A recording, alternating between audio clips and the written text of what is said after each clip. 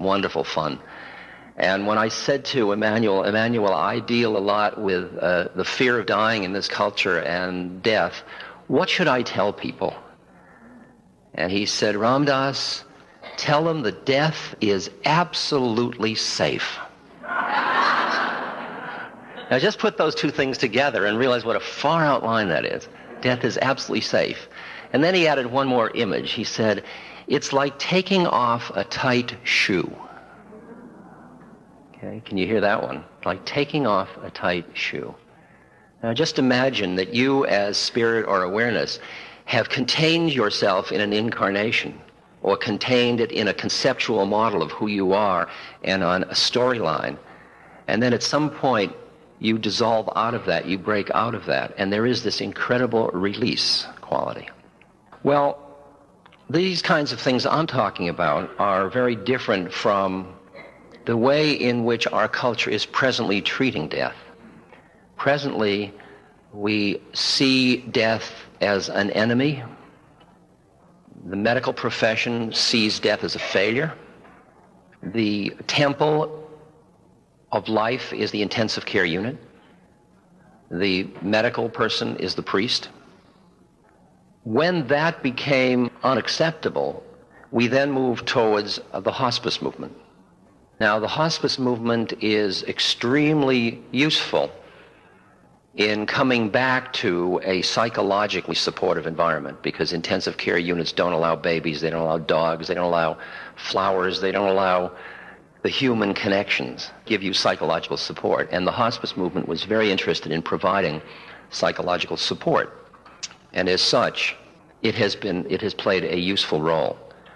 And it provides a warm setting either in the home or in a hospice residential space for people to have psychological support and respect and dignity as a human, as a personality, while they are dying. I want to support hospice and at the same moment express my reservations. Because hospice, in order to be fully acceptable into the economic structures of the society, meaning Medicare and so on, has avoided the spiritual aspects. And it has done so quite intentionally, actually. And I find that Cecily Saunders, who started the hospice movement, who I think is a very caring human being, still says death is an outrage. And I personally don't experience that. So that I want to support the hospice movement as a step in the right direction, but I want to say that we have a lot further to go in terms of what our possibilities are for creating environments for people as they're dying where they can have the spaciousness to explore the process they're going through without being surrounded by people who feel sorry for where they are. And what I have tried to do with Stephen Levine and his wife Andrea and Dale Borglum, a number of people, is over the years create a space. We've had different programs like Dial a Death, where you can call up and talk to people and have pillow talk with people to share with them the process of staying conscious through dying. We've had the Dying Center. We had one in New Mexico. My model was, I knew that my being with people that were dying, here's my predicament. I'm incarnated, and I have all of the stuff that goes with an incarnation. The deepest one is what's called first chakra, for those of you in those systems, understanding those systems, which is the fear of survival. It's preoccupation with survival. I know that if I am going to work on myself spiritually in this lifetime, one of the things I want to do is work with my fear of death. And the way I can do that is by being around death during my lifetime. In the Theravadan Buddhist tradition, for example, they send the monks out to the cemeteries to spend the nights in the cemeteries. And in that tradition, they throw the bodies out there uncovered for the birds to eat it. So the whole thing is ecologically sound. So you go out there and you sit with the bloated corpse, the fly-infested corpse, the skeleton, and you get a chance to be aware of all the process of nature. And you watch your own disgust and loathing and fear, and as I am now, so you will be. Prepare yourself to follow me. And it's in a way beginning to see the whole way that the body is decaying. and meditating on decay so that you can find the place in you that has nothing to do with that by opening to that rather than, because the denial of it keeps you stuck in it. That's the problem. Denial keeps you fixated. And so part of the work, and that's why I wanted to get as close to the dying process as I possibly could. So the combination of the two things, one was that something had happened inside of me, which was a spiritual awakening that made death feel different. And the second was that I wanted to work on myself and be close to the deepest fear of incarnation, which was the fear of death. That combination led me to start in about 1963 to work with dying people and to want to be available to them. What could I do? I wasn't a doctor. I wasn't a nurse. I'm not a lawyer. I'm not an ordained priest. So the question, what I could offer a human being, I've realized I've purified the way to say it now over the years. What I have offered another human being is a spacious environment with my mind in which they can die as they need to die. I realize that I have no moral right to define how another person should die. That each individual has their own karma, their own stuff to work out. It's not my job to say, you should die beautifully or you should die this way. I don't even know how they should die. Let me give you an example of that. I was helping my stepmother die. She was 69 or so, and she had developed cancer.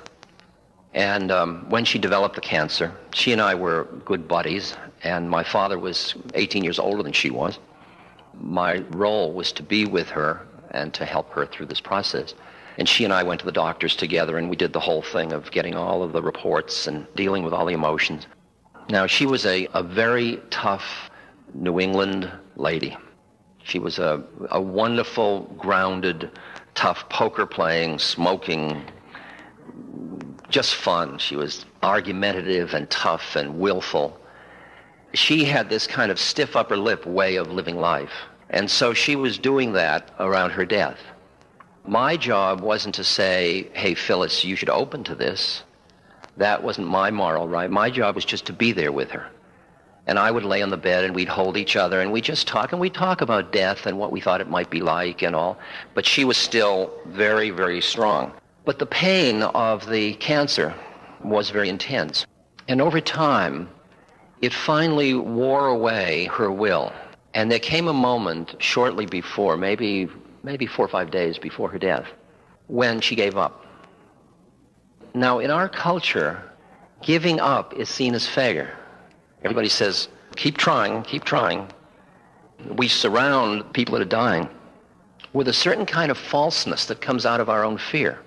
When my mother, my natural mother, was dying, I remember it was back in '66, and she was in a hospital in Boston. I would be sitting with her, and in those days I was taking a lot of psychedelics, so I'd usually be on something sitting with her. I'd watch people come into the room, all the relatives and doctors and nurses saying, you're looking better, you're doing well, and then they go out of the room and say, she won't live the week. And I thought, how bizarre that a human being is going through one of the most profound transitions in their life and is surrounded completely by deception. Can you hear the pain of that? That nobody could be straight with them because everybody was too frightened, even the rabbi, all of them, everybody. And she and I talked about it, and she said, what do you think death is? I said, I don't know. I look at you and you're my friend, and it looks like you're in a building that's burning down, but you're still there, and I figure when the building burns, it'll go, and you'll still be here. And in a way, we just met in that space. So Phyllis, I was open, and she could ask whatever she wanted. I didn't say, now let me instruct you about dying, because she would have not accepted that. But then she gave up, and at the moment she surrendered, it was like watching an egg breaking, and some being emerged that was so radiantly beautiful and present and light and joyful. It was a being that she, at some deep intuitive level, knew herself to be, but had never been busy being all of her adult life. And she opened to this being, and she and I just basked in its radiance. And she, at that moment, had gone into another plane of consciousness where we were completely together talking, being, but the pain and the dying process was just phenomena that were occurring.